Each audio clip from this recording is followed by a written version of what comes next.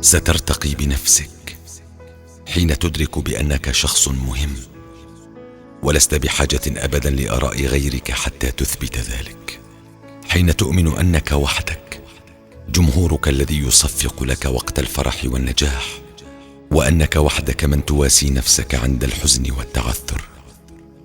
حين تؤمن أنك طبيب روحك ودواؤها، وبأنك لن تحتاج لغيرك بقدر احتياجك لدقائق تجلس فيها مع نفسك حتى تتقدم أسرع نحو ما تريد.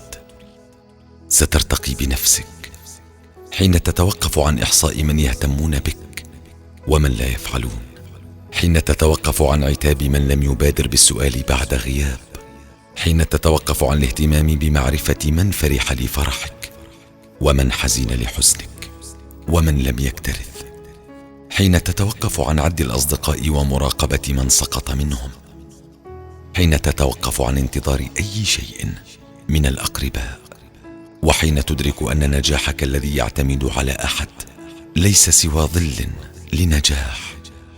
سترتقي بنفسك حين تتعالى عن كل هذا وترى نفسك الأجدر بكل شيء بكل الوقت، بأن تكون سندك وقوتك وعزيمتك وصديقك، بأن تسعى لنفسك لسعادتك وحياتك فقط، بأن ترد على الجميع بأفعالك لا بكلماتك، بأن تكون ابتسامتك هي المعلومة الوحيدة التي يملكها الجميع عنك. حينها سيهدرون وقتهم بمراقبتك من بعيد، سيتمنون سقوطك، فشلك.